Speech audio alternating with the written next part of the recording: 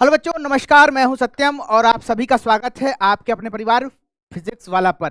प्यारे बच्चों, आज के सेशन में हम बात करने वाले हैं एक शानदार सी कविता की। पर हम कविता की ओर बढ़े इससे पहले ना मैं आपसे एक सवाल पूछता हूं और इस सवाल का आप बड़ी ही सोच समझ कर जवाब दीजिए। देखिए, मैं आपसे ये पूछना चाह रहा हूं कि जब भी बात की जाती है कविता की, ठीक है, जब भी बात कही जाए कि कविता, ठीक है, तो आपके जहन में ना कौन सी चीज उभरती है? ठीक है, यानी कि कविता के कौन कौन से रूप हैं। यदि मैं आपसे पूछना चाहूं कि कविता के कौन कौन से रूप हैं तो आप क्या कहेंगे? ठीक है, अब जरा सोचिए। और यही से ना हमारे चैप्टर की शुरुआत भी हो जाती है। ठीक है, अब देखो बेटा, यहाँ बात कर रहे हैं कि ये चीज जो है कि कविता होती क्या है। ठीक है, जब भी बात की जाती है तो देखो बहुत सारी चीजें जहन के अंदर आती है। जैसे कविता का एक स्वरूप पद भी है, ठीक है, एक स्वरूप क्या है, छंद भी है। ठीक है, अब यहाँ छंद एक टेक्निकल टर्म है। ठीक है, यहाँ जो है वो क्या है, और चीजें भी हैं कि भाई गजल भी एक स्वरूप है, गजल। ठीक है, एक स्वरूप क्या है, एक स्वरूप शायरी भी है। ठीक है, एक स्वरूप गीत भी है। ठीक है, और भी कई क्षेत्रीय भाषाओं में कविताओं के कई स्वरूप माने जाते हैं। जैसे एक स्वरूप माना जाता है लोकगीत, लोकगीत। ठीक है, तो एक चीज ये है, और एक चीज और होती है बेटा, ठीक है, जिसको हम कहते हैं, कई तरीके से भी कहा जाता है। देखो, हर भाषा के अंदर, हर संस्कृति के अंदर ना कुछ गायन की परंपरा होती है, और ये गायन की परंपरा ही कविता होती है। क्योंकि देखो बेटा, गायन की परंपरा बिना संगीत के अधूरी है। गायन संगीत का भाग है, पर जब गाया जाता है तो मूलतः वो कविता के स्वरूप में ही गाया जाता है। तो यहाँ हमने बात की कि कविता के कितने रूप हो सकते हैं। पद भी हो सकता है, छंद भी हो सकता है, गजल भी है, शायरी भी है, गीत भी है, लोकगीत भी। तमाम तरीके की चीजें जो हैं वो होती हैं किसके स्वरूप में? कविता के स्वरूप में। पर ये तो था हिंदी का स्वरूप। अब जरा सोचिए कविता के और कौन कौन से स्वरूप हो सकते हैं।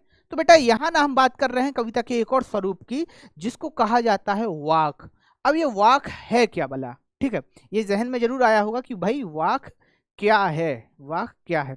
तो इन सारी चीजों को ना हम समझेंगे आज की क्लास में, जानेंगे कि वाक क्या है, ये किस तरीके की कविता होती है, कि ये किस तरीके की चीज, इन सारी चीजों को समझेंगे। पर उससे पहले हम बढ़ते हैं और समझते हैं कि भैया हमने कल क्या पढ़ा था। ठीक है, यानी कि इससे पहले की क्लास में हमने क्या पढ़ा था। तो देखो बच्चा, पहले की क्लास में ना हमने पढ़ा था कबीरदास जी को।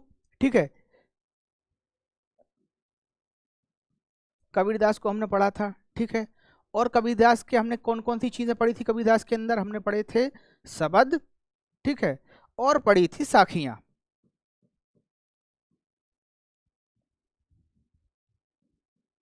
साखियां। ठीक है, शब्द के अंदर ना हमने ये पढ़ा था कि भाई ज्ञान की आंधी आ जाती है, और ईश्वर को मैं कहाँ ढूंढना चाहिए, कहाँ नहीं ढूंढना चाहिए। ठीक है, और साखियों के अंदर हमने ये पढ़ा था कि भैया ज्ञान की साधना करनी चाहिए, यानी ज्ञान रूपी हाथी पर बैठना चाहिए। ठीक है, और व्यक्ति के बड़े होने से कुछ नहीं होता, यानी कि उसके कुल के बड़े होने से कुछ नहीं होता।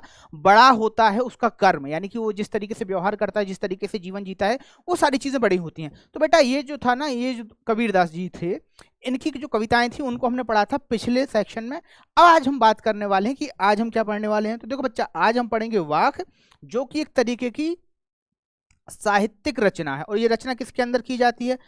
पद के अंदर, सॉरी, पद्य के अंदर। ठीक है, यहाँ पद्य का जो अर्थ है ना वो लिया जाता है कविता से। ठीक है, और कविता के अंदर बहुत सारी चीजें आती हैं।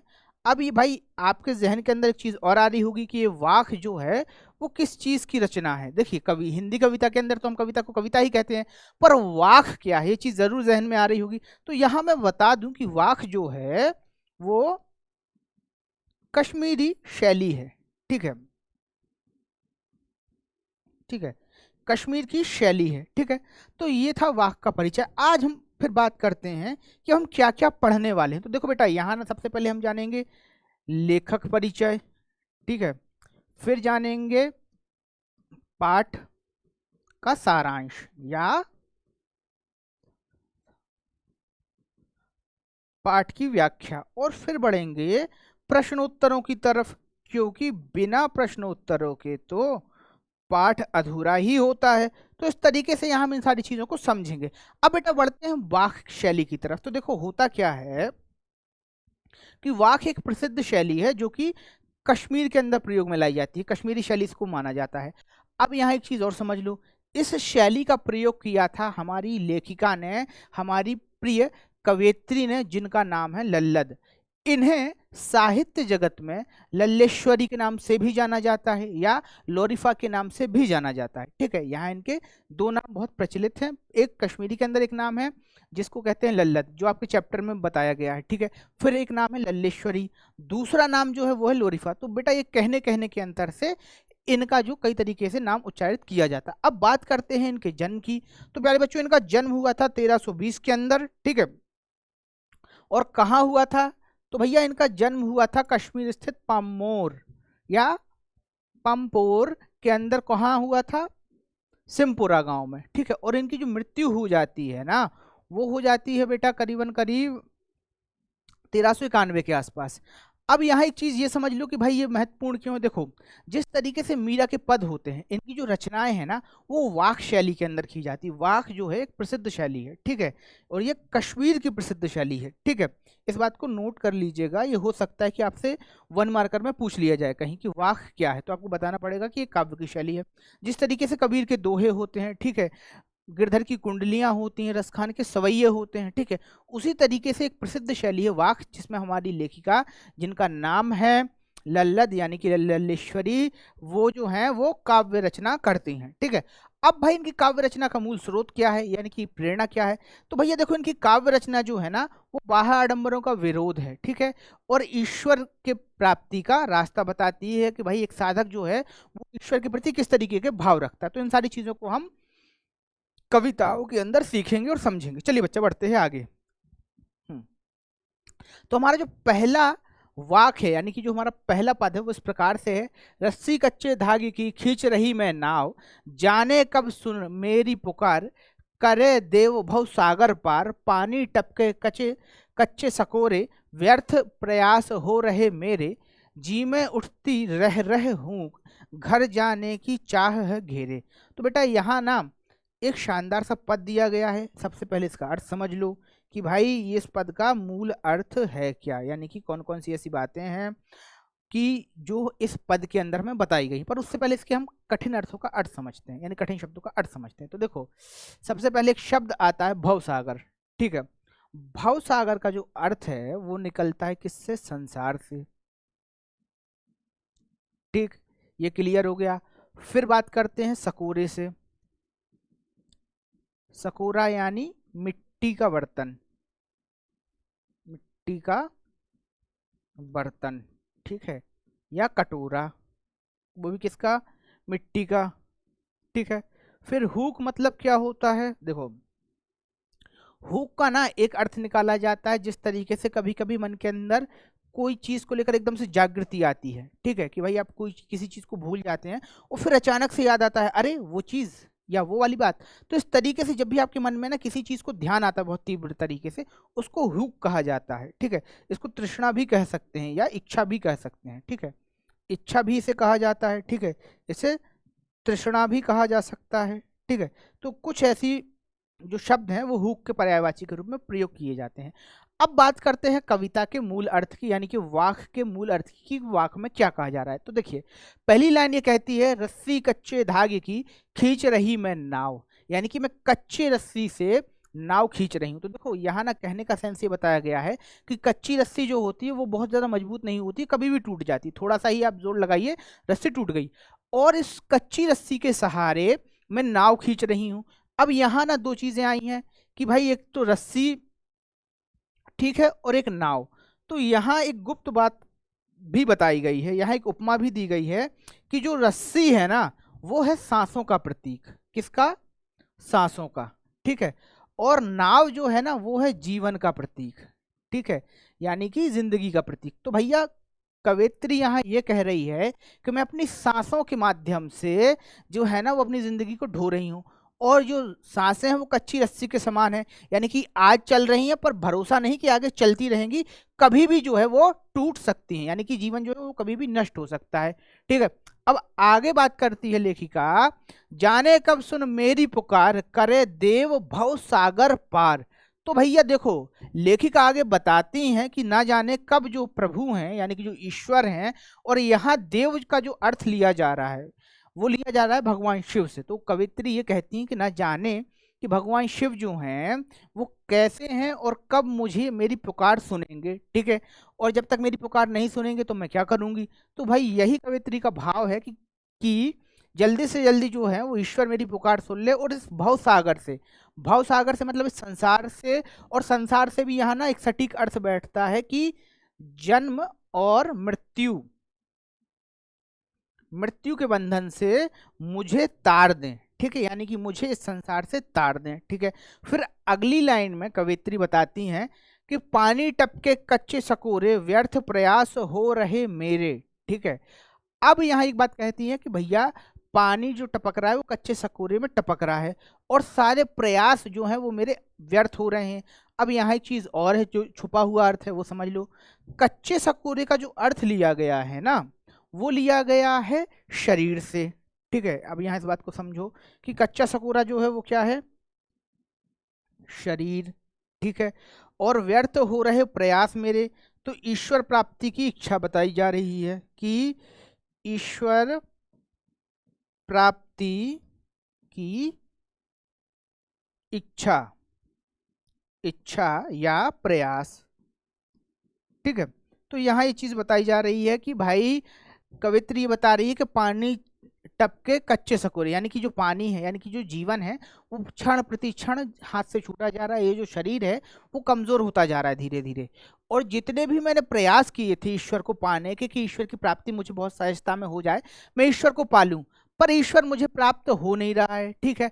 और जब देखो होता ये है ना कि जब हमें किसी चीज को पाना होता है, हम ये जान जाते हैं कि वो चीज मिल नहीं रही है, तो जी में तो हमारे हृदय में ना, हमारे मन में ना एक तरीके की भावना उठने लगती है, एक तरीके की घबराहट होने लगती है कि यार ये काम होगा कि नहीं होगा, ये चीज मिलेगी कि नहीं मिलेगी, इस तरीके से हमारे अंदर भावना आने लगती है। तो इस तरीके से ना कवित्री के अंदर भी एक हुक उठ रही है, एक भावना आ रही है जी में, ठीक है। यानी कि जी मतलब मन, ठीक है। इसको मन भी कह सकते हैं, इसको हृदय भी कह सकते हैं, ठीक है। इसको आप अंतरात्मा भी कह सकते हो, बहुत सारी चीजें आप कह सकते हैं, ठीक है। तो उसके अंदर ना एक पुकार उठ रही है, एक बात हो रही है कि घर जाने की मुझे चाह हो रही है। अब घर जाने की जो चाह है वो क्या है कि जहां से मेरा जन्म हुआ था, ठीक है, मैं वहीं चला जाऊं या मैं वहीं चली जाऊं। अब यहाँ एक रहस्यवादी बात कही जा रही है कि घर जाने की जो चाह है इसका अर्थ है ईश्वर प्राप्ति, ठीक है, ईश्वर प्राप्ति से। अब ये बात अर्थ कैसे निकलता है, क्योंकि देखो होता ये है हिंदू धर्म के अंदर जितनी भी मैथोलॉजीज हैं, ठीक है, जितनी भी आपको दर्शन की परंपराएं मिलती हैं, वहां एक बात कही जाती है कि जो व्यक्ति है, ठीक है, जो व्यक्ति है यानी कि जो मनुष्य है वो ईश्वर का अंश ही है। कहा भी जाता है कि ईश्वर अंश जीव अविनाशी चेतन अमल सहज सुख राशि, ठीक है। हम जो है वो ईश्वर के ही अंश है और ईश्वर के अंश से ही जन्म लिए हैं। पर होता यह है कि हम संसार में इस तरीके से फंस जाते हैं कि हम अपने स्वरूप को और ईश्वर को दोनों ही भूल चुके हैं। तो यहाँ लल्लत वही बात बताती है कि मेरे अंदर ना घर जाने की बहुत तीव्र इच्छा है कि मैं कैसे भी करके घर चली जाऊं, पर हो ये रहा है कि मैं घर जा नहीं पा रही हूँ, ठीक है। तो इस तरीके से इस पद का अर्थ था बेटा, ठीक है। अब बात करते हैं कि इस पद का जो अर्थ है वो किस तरीके से लिखना है। तो देखिए प्रस्तुत पद में कवयित्री ने अपनी जिंदगी की तुलना नाव से की है और श्वासों की तुलना कच्ची डोरी से की है। वे कहती हैं मैं अपनी जिंदगी रूपी नाव को अपनी श्वासों रूपी कच्ची डोरी से खींच रही हूँ, यानी जैसे जैसे अपनी जिंदगी गुजार रही हूँ। आगे कवयित्री कहती है कि पता नहीं कब प्रभु उनकी करुण पुकार है बेटा यहाँ, ठीक है, पुकार सुनकर उन्हें इस संसार के जन्म मरण के चक्कर से आगे निकालेंगे, यानी भवसागर से पार कराएंगे। शरीर की तुलना कच्ची मिट्टी के घड़े या बर्तन से की है जिसमें से लगातार पानी टपकता रहता है। कवित्री कहने का तात्पर्य यानी कवित्री के कहने का तात्पर्य ये है कि बीतते दिनों के साथ ही उनकी उम्र कम होती जा रही है और ईश्वर को पाने के जितने भी प्रयास हैं वो सारे के सारे व्यर्थ होते जा रहे हैं। कवित्री आगे कहती है कि उनका दिल बार बार प्रभु से मिलने को तड़प रहा है और अब उनके अंदर सिर्फ अपने घर जाने की यानी कि उस परमात्मा में विलीन हो जाने की व्याकुलता बढ़ रही है, ठीक है। तो यहाँ बेटा ये अर्थ था, ठीक है, इसको हमने समझ भी लिया और ये भी जाना कि किस तरीके से हमें इसको लिखना है। अब बढ़ते हैं आगे बेटा और जानते हैं कि दूसरे पद में हमें क्या क्या दिया गया, ठीक है। तो देखो यहाँ ना एक पद आपको दिया गया है कि खा खा कर कुछ पाएगा नहीं, ना खाकर बनेगा अहंकारी। खा खा कर कुछ पाएगा नहीं, ना खाकर बनेगा अहंकारी। तो अब बेटा जी यहाँ ना दो लाइनों को बार बार रिपीट किया गया है, ठीक है, पर इसका सेंस क्या निकलता है, जरा ये बात सोचो कि ये जो पद है वो ऐसा क्यों लिखा गया होगा। सोचो सोचो जरा, ठीक है।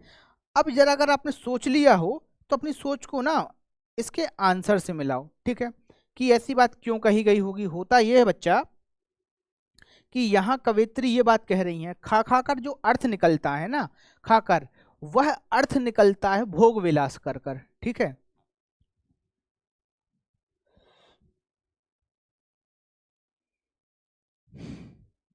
चल मैं तुझे देखिए, खाकर जो अर्थ निकल रहा है वो निकल रहा है क्या, भोग विलास, ठीक है। खाकर अर्थ निकला भोग विलास। तो यहाँ पहले लाइन में कवित्री ये कह रही है कि खाकर कुछ पाएगा नहीं, यानी कि संसार में अगर तुमने भोग विलास कर भी लिया, बहुत सारी चीजों का आनंद तुमने ले लिया, तब भी तुम कुछ नहीं पा पाओगे। ये बात क्यों कही कवित्री ने, क्योंकि इस बात को जरा समझो कि संसार में जिस भी व्यक्ति ने बहुत ज्यादा आनंद किया है, बहुत ज्यादा जो है वो सुख लिए हैं, आखिरी में वो भी मर ही गया है, जीवित तो वो भी नहीं रहा है, ठीक है। और जिसने दुख झेले हैं, जिसने ईश्वर की साधना करी है, जिसने कठिन साधना की है, वो भी मर जाता है, ठीक है, और उसने भी कुछ नहीं पा पाया जीवन में, ठीक है। पर इस कहने का अर्थ यहाँ ये है कि भाई देखो, जब भी आप सुख भोगते हैं ना, तो केवल और केवल इस संसार के लिए ही भोग पाते हैं, ठीक है, और आप खाली हाथ ही चले जाते हैं। तो ये पहली लाइन का अर्थ था। अब जरा दूसरी लाइन पर हम गौर करते हैं। दूसरी लाइन में कहा है, ना खाकर बनेगा अहंकारी, ठीक है। अब यहाँ ना खाकर का जो अर्थ लिया जा रहा है वो लिया जा रहा है किससे, त्याग से, ठीक है, त्याग और तपस्या से, ठीक है, कि भाई यदि आप सुख भोगते नहीं हैं, आप क्या कर रहे हैं, त्याग कर रहे हैं और तपस्या कर रहे हैं। तो जब भी आप इस तरीके से जीवन जिएगा, ठीक है, यानी कि आप त्याग करिएगा, तो आप अहंकारी हो जाएंगे। अब अहंकारी किस सेंस में हो जाएंगे जरा वो भी समझ लो। तो यहाँ लेखिका ये बताती है, कवित्री ये बताती है कि अगर ना हम त्याग करते हैं तो उसका अहंकार हमारे अंदर जरूर आ जाता है कि भाई मैंने तो ना सब कुछ त्याग दिया है, ठीक है, मैं तो अब सन्यास के मार्ग पर चल पड़ा हूँ, बहुत सारा प्रॉपर्टी था मेरे पास में, बहुत सारी कारों में घुमा करता था, सब कुछ अच्छा अच्छा था, पर जीवन में ना मैंने त्याग दिया है। तो वो कहती हैं कि अगर आप भोग विलास करते हैं तो जीवन में आपने कुछ नहीं पाया, ठीक है, और अगर आपने उनका त्याग भी कर दिया तो क्या आप वो अहंकार तो आपके अंदर नहीं आ गया, और यदि वो अहंकार आ गया कि मैंने त्यागी हूं, मैंने सब कुछ छोड़ दिया, इस चीज का अहंकार भी आपके अंदर अगर आ गया, तब भी आप किसी काम के नहीं हैं, ठीक है। फिर वही बात आगे कहती हैं कि खाकर कुछ पाएगा नहीं, ना खाकर बनेगा अहंकारी, यानी कि भोग विलास करने से आपको कुछ भी हाथ नहीं लगेगा, ये जो जीवन जो है वो यूं ही चला जाएगा। और फिर आगे कहती हैं कि अगर अहंकारी बन गए, यानी कि अगर ना खाया, ठीक है, जीवन में भोग विलास नहीं किए और इसका आपने घमंड कर लिया, तो वो भी किसी काम का नहीं है, वो दोनों बातें एक जैसी ही हो गई। तो फिर यहाँ क्या किया जाए, यही कवित्री इशारा कर देती हैं इन्हीं दो बातों के अंदर कि भाई मध्यम मार्ग पर चलिए, जितना हो सके, जितना उचित है उतना भोग कीजिए। जैसे अच्छा खाना खा सकते हैं तो अच्छा खाना खाइए, ठीक है, बहुत शांति से जीवन जी सकते हैं जिए, फालतू की इच्छाएं मत पालिए, ठीक है, जितनी शक्ति हो उतनी इच्छाएं पालिए। इस तरीके से मध्यम मार्ग पर जीते हुए हम जीवन को जी सकते हैं, ये कवित्री ने बताने का प्रयास किया है, ठीक है। तो ये था बेटा वाक्य क्रमांक 2 यानी कि दूसरा पद। चलिए बच्चों इसके अर्थ को समझते हैं कि इस अर्थ को लिखना किस तरीके से। तो देखो, कवित्री ने जीवन में संतुलन बनाकर चलने की अहमियत को समझाया है और जीवन में मध्यम मार्ग को अपनाने की बात कही है। कवित्री कहती हैं कि मनुष्य को बहुत अधिक सांसारिक वस्तुओं व भोग विलासिता में लिप्त नहीं रहना चाहिए, इससे कुछ भी हासिल नहीं होगा। हाँ तो बेटा बात तो ये बिल्कुल सही है कि इस संसार में ना जो भी ज्यादा ऐश्वर्य की ओर भागता है, बहुत ज्यादा भोग विलास की ओर भागता है, वो दोनों हाथ से खाली ही रह जाता है, क्योंकि भोग विलास जो है ना वो एक तरीके से माया है, इसका कोई बहुत ज्यादा मूल्य नहीं है, ठीक है, जीवन में। पर ये बात जब समझ में आती है ना, जब आप उन सारी चीज़ों से गुजर जाते हैं, ठीक है। कुछ बातों को लेकर ऐसा कहा जाता है कि हमारा जो एक्सपीरियंस है, जो हमारा अनुभव है, वो ही हमारा गुरु होता है, ठीक है। जैसे कभी भी वो कहते हैं ना कि जाको फटी ना बिमाई वो का जाने पीर पराई, यानी कि जिसको कभी जीवन में कष्ट नहीं हुआ तो वो दूसरों को क्या जानेगा कि वो कष्ट किस तरीके से होता है, ठीक है। तो यही यही इस बात को कहा गया। फिर देखो आगे क्या कहती है कवि कि बल्कि इससे वह प्रतिदिन आत्म केंद्रित बनता चला जाता है और एक दिन सब कुछ त्याग कर वैराग्य धारण करने से भी कुछ हासिल नहीं होता है, ठीक है। इससे भी व्यक्ति के अंदर अहंकार आता है, यानी कि व्यक्ति अहंकारी हो जाता है। आगे कवयित्री कहती हैं कि इसलिए जीवन में संतुलन बनाकर चलना जरूरी है, ना बहुत ज्यादा सांसारिक चीजों में लिप्तता और ना ही एकदम वैराग्य की भावना रखनी चाहिए, ठीक है। ना ज्यादा संसार में घुसना चाहिए कि भैया सब कुछ हमें मिल जाए, और ना एकदम बाबा हो जाना चाहिए कि एकदम हम बैरागी ही हो गए हैं, बिल्कुल सन्यास और दंड कमंडल धारण कर लिया है, तो ये भी नहीं करना चाहिए। कवित्री यहाँ ये कहती है कि जीवन में संतुलन बनाकर चलिए, ठीक है। जिस तरीके से जिस जगह जिस चीज की जरूरत हो उस चीज को करते चलिए और जीवन जीते जाइए, ठीक है। तो बेटा ये था दूसरे पद का अर्थ। अब बढ़ते हैं आगे। तीसरे पद का जो अर्थ है बेटा, ये परीक्षा की दृष्टि से भी महत्वपूर्ण है, यहाँ से एमसीक्यू आ सकते हैं। अब यहाँ आपके दिमाग में आ रहा होगा कि सर जी एमसीक्यू तो आप कराते ही नहीं हैं। तो देखो बेटा, एमसीक्यू जो है ना वो आपकी कॉन्सेप्चुअल अंडरस्टैंडिंग को बढ़ाते हैं, इसलिए ये सारे के सारे एमसीक्यू ना आपको डीपीपी के अंदर मिलते हैं। अब आपके मन में दूसरा सवाल आ रहा होगा कि सर डीपीपी कहाँ मिलेगी। तो बेटा डीपीपी मिलती है ऐप पर जाइए, पीडब्ल्यू के ऐप को लॉगिन कीजिए, उदय बैच पर क्लिक कीजिए और ऑल कंटेंट के अंदर जाइए, वहाँ हिंदी की क्लास पर भी क्लिक कीजिए और वहाँ आपको डीपीपी के लिए ऑप्शन आएगा, तो डीपीपी डाउनलोड कर लीजिए। डीपीपी के अंदर बहुत सारे एमसीक्यूज हैं, तो उन्हें सॉल्व करिए और चीज़ों को देखिए कि किस तरीके से ना हम कॉन्सेप्चुअली सीख रहे हैं, ठीक है। अब बात करते हैं इस पद के अर्थ की। तो देखो, आई सीधी राह से गई न सीधी राह, सुषम सेतु पर खड़ी थी, बीत गया दिन आह, जब टटोली कौड़ी न पाई, मांझी को दूं क्या उतराई। अब यहाँ बेटा कठिन शब्दों का अर्थ समझ लो। तो देखो, आई सीधी राह से गई न सीधी राह, ठीक है। राह का मतलब होता है रास्ता, ठीक है, रास्ता, ठीक। तो ये तो था, यहाँ एक लाइन क्लियर हो गई, ठीक है। आई गई तो आपको पता है आना जाना, तो यहाँ कोई दिक्कत होगी नहीं। अब बात करते हैं सुषुम सेतु, ठीक है। सुषुम सेतु का अर्थ जो है बेटा वो है सुषुम्ना नाड़ी से, ठीक है ना, नाड़ी। अब भाई ये सुषुम्ना नाड़ी क्या होती है, दिमाग के अंदर आया तो गया ही होगा कि सर जी ये सुषुम्ना नाड़ी क्या है। तो देखो बेटा, शरीर के अंदर ना 72,000 नाड़ियां होती हैं, ठीक है। और उससे भी ज्यादा जो नाड़ियां होती हैं, कहा जाता है योग की परंपरा में, ठीक है, कहा जाता है कि जो 3.5 लाख से ज्यादा नाड़ियां होती हैं, उन 3.5 लाख नाड़ियों के अंदर भी 72,000 जो होती हैं वो प्रधान नाड़ियां होती हैं। उन प्रधान नाड़ियों के अंदर भी जो होती हैं वो जो 8 नाड़ियां होती हैं वो सबसे ज्यादा प्रधान होती हैं, और उन 8 के अंदर भी जो सुषुम्ना है, ठीक है, सुषुम्ना नाड़ी है वो ज्यादा प्रधान होती है, ठीक है। यानी कि वही जो होती है वो मुक्ति का मार्ग होती है। अब भाई एक चीज जरूर आपके मन में आ गई होगी कि सर जी सुषुम्ना नाड़ी होती क्या है। तो भैया देख लो, सुषुम्ना नाड़ी जो होती है ना, ये वाली जो नाड़ी होती है, ठीक है, जो इन दोनों के बीच में है, इसको कहते हैं सुषुम्ना नाड़ी, ठीक है। और जब इसकी जागृति हो जाती है तो ऐसा माना जाता है योग की परंपरा में कि आपके सातों के सातों चक्र जागृत हो जाते हैं, ठीक है। जिसे कहते हैं ना मूलाधार, अनाहत, विशुद्धि इत्यादि जो चक्र हैं, सहस्त्रार जो चक्र हैं, ठीक है। तो ये जो चक्र जागृत हो जाते हैं तो आप ना, जैसे आप फिल्मों में देखते हैं कि सुपरमैन होता है, ठीक है, बैटमैन होता है, उससे भी बढ़कर आप हो जाते हैं, ठीक है, आप जो चाहें वो कर पाते हैं। तो ये ऐसा योग की परंपरा के अंदर माना जाता है कि जब आपकी नाड़ी जो है वो सुषुम्ना नाड़ी का द्वार खुल जाता है और आपके सातों चक्र जागृत हो जाते हैं, ठीक है, तो आप जो है ना वो योग मार्ग में ईश्वर की प्राप्ति कर लेते हैं, ठीक है। तो वो जो कहा जाता है कि ईश्वर अंश जीव अविनाशी, जिसको कहा गया है अहम तत्वमसि, ठीक है, ठीक है। तो अहम ब्रह्ममसि जो कहते हैं ना, अहम ब्रह्मास्मि, वो जो बात कही गई है वो यही कि इसी चीज के लिए कही गई है, ठीक है। तो इसी बात को कवयित्री ने बताया है। अब आते हैं तीसरी लाइन के अर्थ पे कि तीसरी लाइन का अर्थ क्या है। बीत गया दिन आह, तो यहाँ आह जो है वो विस्मय कारक या विस्मय बोधक है, ठीक है। जेब टटोली, मतलब टटोलना मतलब होता है छानना या छचोबा लेना या जांचना, ठीक है। तो यहाँ टटोलना शब्द का अर्थ भी हो गया। कौड़ी जो होता है वो पिछले जमाने में पैसे का पर्यायवाची हुआ करता था, पैसा चलता था, जो कौड़ियाँ चलती थी वो जो था वो कीमती हुआ करता था। माझी जो होता है वो होता है नाव चलाने वाला, ठीक है, या नाविक। नाविक। तो बेटा इस तरीके से अभी हमने समझा है इस पद के अंदर आने वाले कठिन कठिन अर्थ को, यानी कि कठिन शब्दार्थों को। अब बात करते हैं इस कविता के अर्थ की। तो देखो यहाँ ना कवि ये बताता है, लेखिका जो है वो बता रही हैं कि इस आई सीधी राह से गई न सीधी राह। तो यहाँ बता रहे हैं कवित्री कि मेरा जन्म तो बड़ी ही सरलता से हो गया था, ठीक है, यानी कि जब मैं संसार में आई थी तो बड़ी ही सरलता से मैं संसार में आ गई थी, पर अब मैं संसार से बहुत सरलता से जा नहीं पा रही हूँ, ठीक है, यानी कि यहाँ का जो संसार है, माया मोह राग द्वेष, वो सारी की सारी चीजें जो है वो मुझे घेर रही हैं, ठीक है।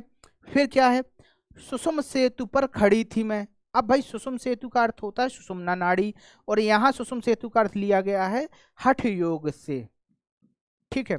तो हठ योग की परंपरा को बताया गया है। वो कहती हैं कि भाई मैं योग के दरवाजे पर खड़ी थी और मैंने योग का अभ्यास भी किया था, पर इसी चक्कर में पूरा दिन बीत गया और मैं जो है ना, मैं जो हूँ वो मेरे पास कुछ भी नहीं है, ठीक है। और फिर आगे कविता बताती है कि जब मैंने जेब टटोली, ठीक है, जब मैंने अपने आप को जाना, मैंने अपने आप की जेब के अंदर हाथ डालकर देखा तो मेरे पास कुछ भी नहीं था, यानी कि मैंने कोई भी कमाई नहीं की थी और मुझे इस पार से उस पार जाना है। अब इस पार से उस पार जाने का अर्थ क्या है कि भाई इस संसार से परमात्मा के पास जाना है। तो माझी को क्या उतराई दे दूं, क्योंकि देखो होता क्या था, आज के समय में तो स्थितियां बदल गई हैं, हर जगह पुल हो गए हैं, पर जब पहले ना ब्रिजेस नहीं हुआ करते थे, पुल नहीं हुआ करते थे, आवागमन के उतने साधन डेवलप नहीं हुए थे, तो होता ये था कि नावें चला करती थी। तो जो नाव चलाने वाले लोग हुआ करते थे, जिनको नाविक कहा जाता था, जिन्हें माझी कहा जाता था, वो एक किनारे से दूसरे किनारे जाने के पैसे लिया करते थे। और पैसे भी हो सकता है कि भाई आप कुछ भी दे दें, ठीक है, पुराने जमाने में पैसे देना बहुत बड़ी बात नहीं हुआ करती थी, अब जो चाहें वो दे सकते थे, ठीक है। तो इस तरीके से लोग अपनी जिंदगी चलाया करते थे। इसी बात को उपमा के रूप में कहते हुए लल्लत कहती हैं, यानी कि लल्लेश्वरी कहती हैं कि भैया मैंने जब जन्म लिया था तो मेरा जन्म तो बड़ी सरलता से हो गया था, पर इस सरलता के साथ मैं वापस नहीं जा सकती हूँ, ठीक है, क्योंकि कई तरीके की चीजें जो हैं वो मेरे साथ अब घट चुकी हैं। फिर आगे बताती हैं कि भाई मैं जो थी ना वो सुषुम द्वार पर खड़ी थी, यानी कि मैं हठ योग की क्रियाएं कर रही थी, हठ योग को मैंने धारण किया था और इसी चक्कर में पूरी जिंदगी गुजर गई, पर मैंने कोई कमाई नहीं कर पाई, ठीक है, यानी कि वो यहाँ एक अर्थ ये भी निकलता है कि मैं योग के मार्ग से भी वापस जा सकती थी, मैं योग को धारण भी कर सकती थी, पर मैंने ऐसा नहीं किया और इसी चक्कर में सारी जिंदगी चली गई, ठीक है। और जब मेरे जाने का वक्त आया, ठीक है, तो मैं माझी को क्या उतराई दूं, यानी कि जब मैं ईश्वर के पास जाऊंगी तो ईश्वर को क्या मुंह दिखाऊंगा, क्योंकि सारा जीवन तो बस उठापटक करने में ही चला गया। तो बेटा ये था इसका भाव, इसका अर्थ। अब बात करते हैं कि इसको लिखना कैसे। तो देखिए इस प्रकार से आप लिख सकते हैं, इस काव्य खंड में कवयित्री ने अपने किए कर्मों का पश्चाताप किया है।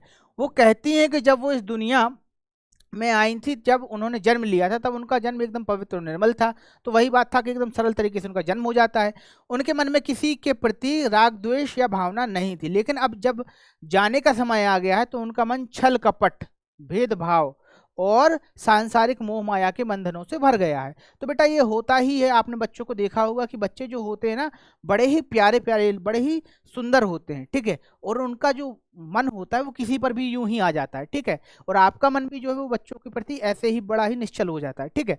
पर जब वही बच्चे बड़े हो जाते हैं तो बड़ा ही उनके अंदर सामाजिक द्वेष आ जाता है, ठीक है, उस तरीके का परिवेश, उस तरीके के समाज में रहते रहते वो भी बहुत ही चतुर हो जाते हैं। उनका जो हृदय की अच्छाई है, ठीक है, जो कहते हैं ना दिल का अच्छापन है, वो कहीं ना कहीं गायब हो जाता है और वो भी चतुर चालाक हो जाते हैं, ठीक है। तो इसी बात को कहा है कि भाई जब आदमी, यानी कि जब लेखिका का जन्म हुआ था तो वो बड़ी ही सरलता से हो जाता है, पर अब जब उनके जाने का समय आया है तो बड़ी ही उलझन है, क्योंकि उनके हृदय में जो है ना वो बहुत सारे सांसारिक राग पैदा हो गए हैं, ठीक है।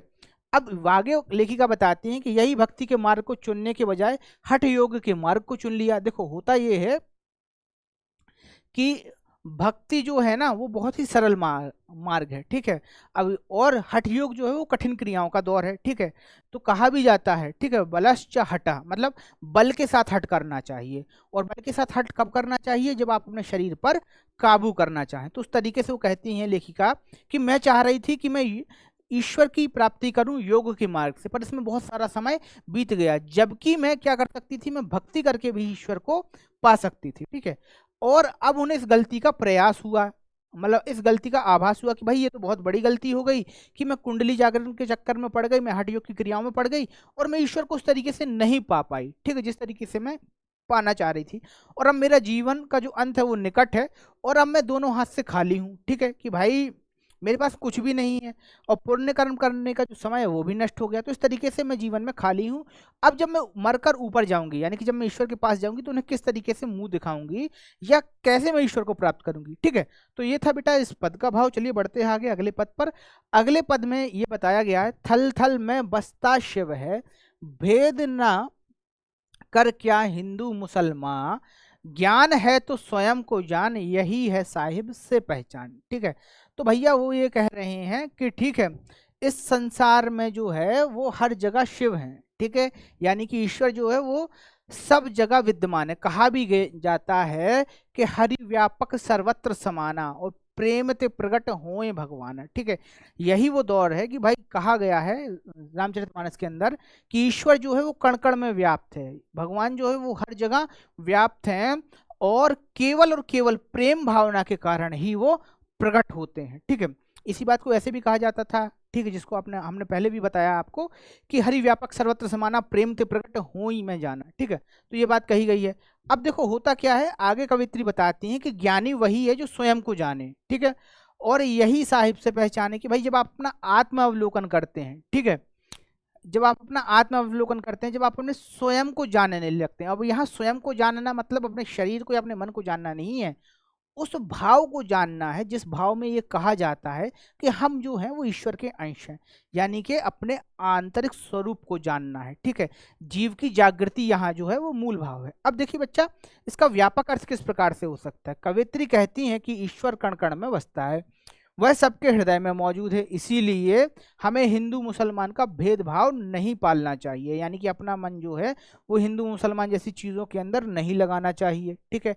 अगर तुम सच में ज्ञानी हो तो सबसे पहले अपने अंदर झांक कर देखो, अपने आप को पहचानो, अपने मन को पवित्र व निर्मल बनाओ। तो वही है कि भैया स्व की पहचान कीजिए, स्व मतलब सेल्फ, उस सेल्फ को जानिए, ठीक है, क्योंकि ईश्वर से मिलने का यही एक माध्यम है। देखो इससे पहले ना हमने कबीर को पढ़ा था, तो कबीरदास भी यही बात कह रहे थे कि सब श्वासों की श्वास, ठीक है। और कबीरदास दूसरी बात भी क्या कहते हैं कि खोजी हो तो तुरंत पाइयो, ठीक है, यानी कि अगर आप खोज करने वाले हैं तो आपको तुरंत मिल जाएगा, क्योंकि जो ईश्वर है ना वो हमारे अंदर ही विद्यमान है, वो कहीं बाहर नहीं है, ठीक है। तो इस तरीके से का अर्थ था। अब बात करते हैं बेटा कि इस पाठ से ना कौन कौन से प्रश्न आ सकते हैं, ठीक है, और उन प्रश्न का उत्तर हमें किस प्रकार से देना है। क्योंकि देखो परीक्षा के अंदर ना प्रश्नोत्तरों का अपना एक महत्व होता है, और खासतौर पर 9वीं के अंदर ना दो तरीके के प्रश्न बड़े पूछे जाते हैं। एक तो लघु उत्तरीय प्रश्न, जिनका वो जवाब जो है वो 20 से 25 शब्दों के अंदर देना पड़ता है, और दीर्घोत्तरीय प्रश्न पूछे जाते हैं जिनका उत्तर जो है वो 50 से 60 शब्दों के अंदर देना होता है, ठीक है। तो अब बच्चों यहाँ से हम समझ लेते हैं कि कौन कौन से ऐसे प्रश्न हैं जो परीक्षा में आ सकते हैं, ठीक है। तो यहाँ एक पहला प्रश्न है, यहाँ रस्सी किसके लिए प्रयुक्त हुआ है और वह कैसी है। तो बेटा यहाँ ना रस्सी शब्द जो है वो लेखिका ने अपनी सांसों के लिए प्रयुक्त किया है, और लेखिका बताती है कि मेरी जो सांसें हैं वो इस जीवन रूपी नाव को ढो रही हैं, ठीक है, और कच्ची रस्सी होने के कारण, यानी सांसों का कोई भरोसा नहीं है, जीवन का कोई भरोसा नहीं है, तो कभी भी वो नाव टूट सकती है, सॉरी वो रस्सी टूट सकती है। और इसी टूटने के चक्कर में उन्हें इंतजार है कि रस्सी टूटे उससे पहले ईश्वर जो है ना उन्हें इस संसार के चक्कर से, यानी कि जन्म और मृत्यु के चक्कर से तार दें, इस जन्म और मृत्यु के चक्कर से बाहर निकाल दें, ठीक है। तो बेटा ये था इस प्रश्न का उत्तर। बढ़ते हैं आगे अगले प्रश्न की ओर। अगले प्रश्न में हमें बताया गया है और हमसे पूछा भी गया है, कवयित्री द्वारा मुक्ति के लिए किए जाने वाले प्रयास व्यर्थ क्यों हो रहे हैं। भाई क्यों व्यर्थ हो रहे हैं। तो देखो बेटा होता यह है कि कवयित्री देखती है कि दिन बीत जाने का समय आ चुका है और अंत जो है वो निकट है, और उसने ईश्वर की प्राप्ति के लिए जितने भी प्रयास किए थे वो सारे के सारे प्रयास विफल हो जाते हैं, ठीक है, और उसका जो मेल है वो ईश्वर से नहीं हो पाता है, ठीक है। और इसके लिए वो क्या करती है, तो उसको बड़ा ही दुख होता है। पर ऐसा होता क्यों है ये भी बात समझ लो। ऐसा होता है इसलिए क्योंकि वो हठ योग का सहारा लेती है, ठीक है, हठ योग,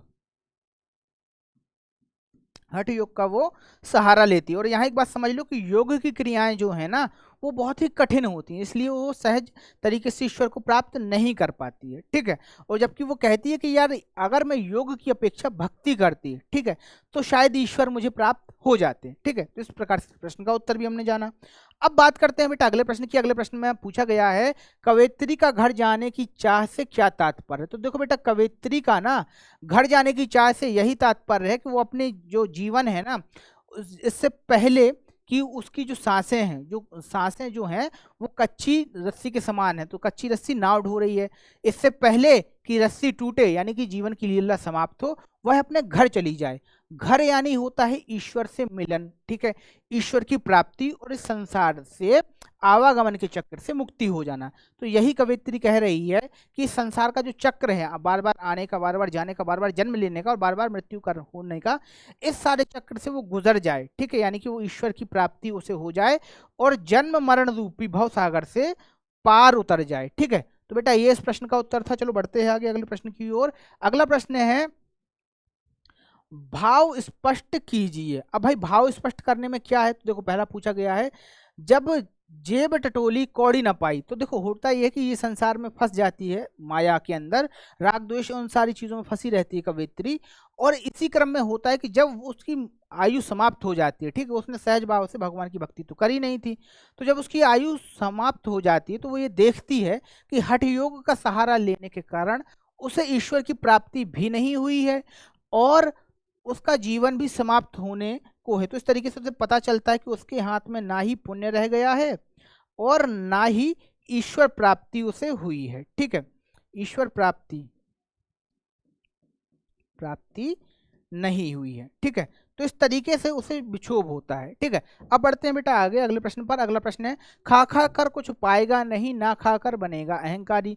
तो वही बात है, यहाँ खाने का जो अर्थ लिया गया है, खाने का जो अर्थ लिया गया है वो लिया गया है भोग विलास से, ठीक है, कि भाई कोई व्यक्ति जो है वो बहुत ज़्यादा अगर भोग विलासी है तो उसकी सारी आयु भोग विलास में ही निकल जाती है और ये जो आयु है, ये जो जन्म है वो बहुत ही इसी तरीके से नष्ट हो जाता है, ठीक है। और अगर वो कहता है कि भाई खूब ज़्यादा भोग विलास करके योग की तरफ यानी कि त्याग की तरफ आप जाइएगा, ठीक है, तो आपके मन में क्या भावना आएगी, त्याग की भावना तो आएगी ही आएगी, त्याग के साथ आपके मन में आएगी अहंकार की भावना, ठीक है। त्याग का क्या होगा, अहंकार, अहंकार आएगा आपके मन के अंदर। तो ये जो दो बातें हैं कि भाई यदि संसार में मनुष्य भोग करेगा, ठीक है, तो खाली ही रह जाएगा, थोड़ा बहुत पूजा पाठ योग तपस्या इत्यादि करना चाहिए। और फिर दूसरी बात वो ये बताती हैं कि भाई यदि आप त्याग करेंगे तो आपको त्याग का अहंकार भी नहीं होना चाहिए, क्योंकि यदि त्याग का अहंकार हो गया तो फिर बात बराबर ही हो जाती है कि भाई यहाँ भी कुछ नहीं मिला और वहाँ भी कुछ नहीं मिला, ठीक है। तो ये था बेटा इस प्रश्न का अर्थ। अब बढ़ते हैं आगे। अगला प्रश्न हमसे पूछा गया है बंद द्वार की साकल खोलने के लिए लल्लद ने क्या उपाय सुझाया है। तो देखिए भैया लल्लद ने सुझाव दिया है कि भोग और त्याग के बीच संतुलन बनाए रखो, ना तो भोग में लिप्त रहो ना ही शरीर को सुखाओ, बल्कि मध्यम मार्ग अपनाओ, ठीक है, तभी प्रभु मिलन का द्वार खुलेगा। तो देखो बच्चा होता ये है कि ये बात तो बुद्ध भी कहते हैं कि ज्यादा तपस्या भी नहीं करना चाहिए और ज्यादा भोग विलास भी नहीं करना चाहिए, जीवन को मध्यम मार्ग पर लेकर चलिए कि जिस तरीके से आप जीवन को जी सकते हैं, जिस तरीके से जीवन में आप संतुलन ला सकते हैं, ठीक है, वैसा ही आपको जीवन जीना चाहिए। और कहा भी जाता है कि जीवन जो है वो संतुलन की कला है। हम न जाने क्या क्या समझ लेते हैं जीवन को, जीवन बस संतुलन की कला है। अगर आपको संतुलन बनाना आ गया ना जीवन में तो बहुत सारी जो चीजें हैं वो सरलता से हो जाती है, ठीक है। चलिए बच्चा बढ़ते हैं आगे अगले प्रश्न की ओर। अगला प्रश्न है ईश्वर प्राप्ति के लिए बहुत से साधक हठ योग जैसी कठिन साधना भी करते हैं, लेकिन उससे भी लक्ष्य प्राप्ति नहीं होती, यह भाव किन पंक्तियों में व्यक्त हुआ है। तो देखो बेटा यहाँ ना वो पंक्ति पूछी गई है जिनमें हठ योग की चर्चा हुई। तो पंक्ति इस प्रकार से है, आई सीधी राह से गई न सीधी राह, सुषम सेतु पर खड़ी थी बीत गया दिन आह, जेब टटोली कौड़ी न पाई, माझी को क्या दें उतराई, ठीक है। तो यहाँ बताया गया है कि भाई जन्म तो बड़ी सरलता से मिल गया पर मृत्यु जो है वो बड़ी सरलता से नहीं हुई, बहुत सारे सांसारिक मोह माया में राग द्वेष में हम फंस गए, ठीक है। फिर बताई थी कि भाई सुषम सेतु पर खड़ी थी, यानी कि योग सिद्धि के लिए मैं खड़ी थी पर योग की सिद्धि मुझे हो नहीं पाई इस जन्म में, ठीक है, और सारा का सारा जन्म जो है वो बीत गया। यहाँ जो जन्म है ना वो दिन के लिए लिया गया है, ठीक है। जन्म, जो दिन शब्द है ना, वो जन्म के लिए प्रयोग में लिया गया है। फिर वो कहती हैं कि जब मैंने अपना हिसाब किताब लगाया, यानी कि जब मैंने अपना जेब टटोला, तो मैंने पाया कि मैं तो खाली ही रह गई हूँ, मेरे पास कुछ भी नहीं है, ठीक है। और फिर बताती हैं कि भाई अब मैं माझी को क्या उतराई दूँ, मतलब मेरे पुण्य तो कुछ है ही नहीं, मैंने जीवन में कुछ ही नहीं कर पाया, तो मैं क्या मुंह दिखाऊं ऊपर, ठीक है। तो ये वो बात कहती हैं, ठीक है। चलिए बच्चे बढ़ते आगे अगले प्रश्न की ओर। ज्ञानी से कवियत्री का क्या अभिप्राय है? तो बेटा ज्ञानी से कवियत्री का अभिप्राय उस व्यक्ति से है जिसने परमात्मा को जान लिया हो, ठीक है, यानी कि जिसने अपने स्वयं को जान लिया हो, अपनी आत्मा को जान लिया हो, ठीक है। आत्म का ज्ञान, ठीक है, ज्ञान। देखो एक शब्द होता है ना इंग्लिश में, सेल्फ, ठीक है। तो ये जो शब्द है ना, ये आत्म का पर्यायवाची है, कि जब व्यक्ति अपने आत्म को जान लेता है, आत्मज्ञान जिसको हो जाता है, वो व्यक्ति व्यक्ति नहीं होता है, फिर वो ईश्वर सानिध्य प्राप्त हो जाता है, ठीक है। तो बड़े बड़े लोगों ने यही बात कही, बड़े बड़े फिलोसफर्स ने यही बात कही है कि संसार को जानने से पहले अपने आप को जानो, ठीक है। और जब हम अपने आप को जान लेते हैं तो वो एक भाव मन में जगता है, जिसे हम कहते हैं ना आत्म तत्वमसि, ठीक है। तो ये सारी भावनाएं मन के अंदर जगती हैं। चलिए बच्चे अब बढ़ते हैं आगे। अगला प्रश्न है, हमारे संतों भक्तों और महापुरुषों ने बार बार चेताया है कि मनुष्य में परस्पर किसी भी प्रकार का कोई भेदभाव नहीं होता, लेकिन आज भी हमारे समाज में भेदभाव दिखाई देते हैं।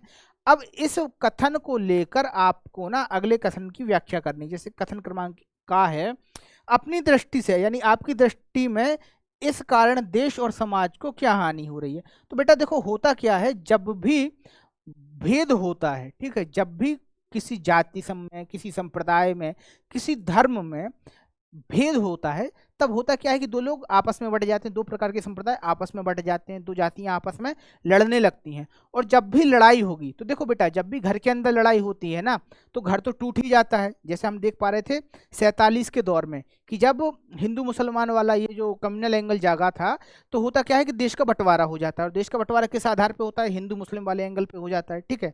तो इस तरीके से हम देख भी पाते हैं कि जो पहले घटनाएं घटी थी, कि जब भी दो जातियां, दो धर्म, दो संप्रदाय आपस में लड़ते हैं, तो उसका जो बुरा असर है वो सारे के सारे देश पर पड़ता है, सारे के सारे समाज पर उसका असर पड़ता है। और ये असर जो है ना वो बहुत लंबे समय तक रहता है। जैसे देखो देश विभाजन की जो घटना है वो सन 47 की बात है, ठीक है।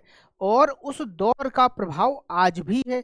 आज भी हमारे जो इंटरनेशनल रिलेशन है, जो हमारे अंतर्राष्ट्रीय संबंध है, वो हमारे पड़ोसी मुल्क पाकिस्तान के साथ बहुत अच्छे नहीं हैं, ठीक है। हमेशा वो जो लड़ने का जो क्रम है, ठीक है, कभी उनकी तरफ से लड़ाई की जाती है, कभी कुछ किया जाता है, कभी कुछ किया जाता है। तो इस तरीके से चीज़ें हमें जो है वो देखने को मिलती है। तो यही बात जो है वो यहाँ है कि भाई कभी भी किसी भी जाति, समाज या संप्रदाय में अगर भेदभाव होता है, तो उसका प्रभाव जो है वो समाज और देश पर पड़ता ही है, और वो बहुत विकट रूप से पड़ता है। उसके बहुत सारे ऐसे साइड इफेक्ट हैं जो हमें देखने को मिलते हैं। जैसे समाज में कभी भी ग्रोथ नहीं होता, उस समाज का कभी विकास नहीं होता, उस समाज की कभी आर्थिक उन्नति नहीं होती है, ठीक है, सामाजिक सौहार्द भी बिगड़ता है। तो ये तमाम तरीके की चीज़ें जो हैं वो देखने को मिलती हैं कि भाई इस चीज़ों से, यानी कि भेदभाव से समाज में क्या प्रभाव पड़ता है। अब बात करते हैं दूसरे प्रश्न की। दूसरा प्रश्न है, आपसी भेदभाव को मिटाने के लिए अपने सुझाव दीजिए। तो देखो बेटा आपसी भेदभाव मिटाने के लिए सबसे अच्छा स्वभाव है कि अपने धर्म को जाने और दूसरे के धर्म का सम्मान करें, ठीक है।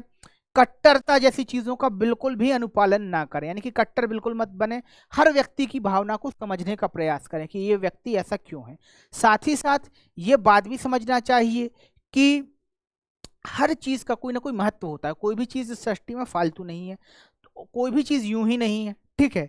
तो इस तरीके से हर व्यक्ति की भावना का आदर करें, हर व्यक्ति के धर्म का आदर करें, हर व्यक्ति के सम्मान को बराबर बनाते रखें। तो इस तरीके से सामाजिक सौहार्द बना रहेगा, ठीक है। अपने आप को बहुत ज़्यादा शिक्षित करें, बहुत ज़्यादा चीज़ों से जुड़ें, बहुत ज़्यादा चीज़ों को समझें, और भावनात्मक स्तर पर इस तरीके को अपनाएं कि हमारी बात का किसी को कभी कोई बुरा ना लगे, हमारी बात जो है ना वो किसी को कभी बुरी ना लगे, ठीक है। तो इस तरीके से हम सामाजिक सौहार्द भी बना सकते हैं, ठीक है। तो ये तरीका भी हम अपना सकते हैं।